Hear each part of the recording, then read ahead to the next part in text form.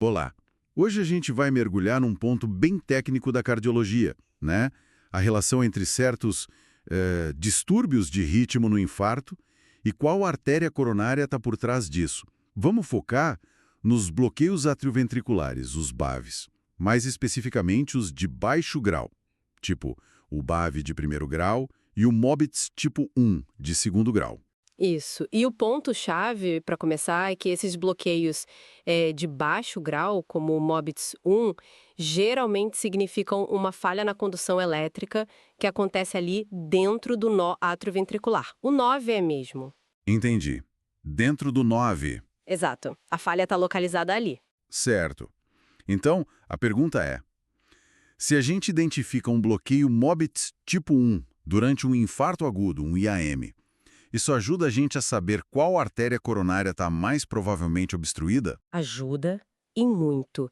É uma correlação bem forte, sabe? O aparecimento de um BAV-MOBIT tipo 1 num quadro de infarto agudo, olha, isso aponta muito para uma oclusão da artéria coronária direita, a ACD. A coronária direita. Principalmente ela. E a explicação está na anatomia mesmo, na irrigação do coração. Em mais ou menos 90% das pessoas, é a coronária direita que leva sangue para o nó AV. 90%. É bastante. Sim, é a grande maioria. E além do nó AV, ela também irriga o ventrículo direito, a parede inferior do ventrículo esquerdo.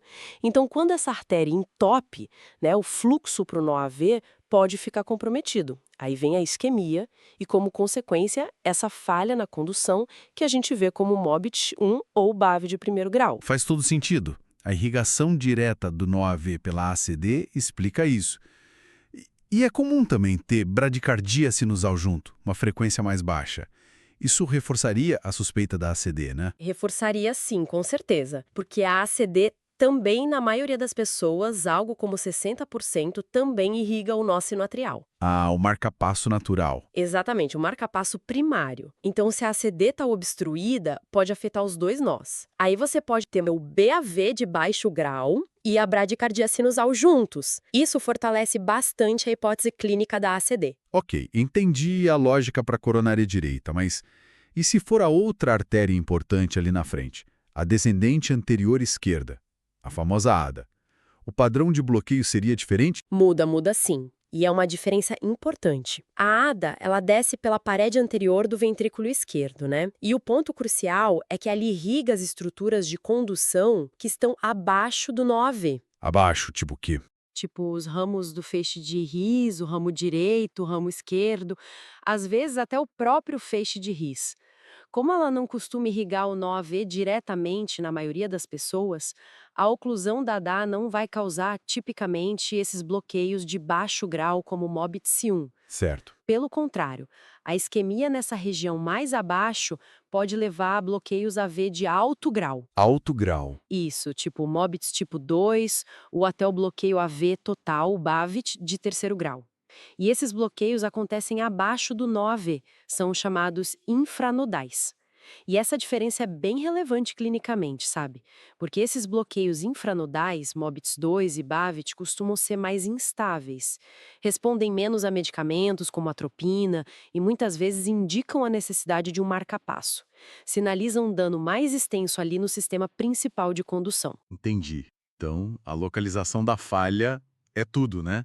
Se é dentro do nó AV, provavelmente a direita está envolvida e o bloqueio é de baixo grau. Se é abaixo do nó AV, aí a suspeita cai sobre a ADA e o bloqueio tende a ser de alto grau, mais grave. Exatamente essa a lógica. E as outras artérias, tipo o tronco da coronária esquerda, a circunflexa, elas entram nessa história dos bloqueios AV também? Ou ficam mais em segundo plano? Para essa correlação específica com o tipo de bloqueio AV, ela fica mais em segundo plano, sim. O tronco da coronária esquerda ele é bem curto, né? Logo se bifurca em ADA e circunflexa à esquerda, a ACX. Ele não irriga diretamente o sistema de condução nodal. A circunflexa, a ACX, irriga mais a parede lateral do ventrículo esquerdo. Ela até irriga o nó AV, mas só numa minoria, tipo 10% das pessoas. Então é uma causa bem menos comum de BAV por infarto. Bem menos frequente. Isso. E ainda tem o ramo intermédio, que nem todo mundo tem, talvez uns 20% das pessoas. Ele irriga a parede anterolateral, mas também não costuma ter relação direta com o sistema de condução nodal. Perfeito. Então, para a gente fechar o raciocínio técnico aqui, se durante um infarto agudo do miocárdio aparece um bloqueio AV de baixo grau, primeiro grau ou Mobitis tipo 1, o pensamento clínico vai direto para a artéria coronária direita como a provável culpada. Precisamente. É a anatomia funcional explicando a clínica.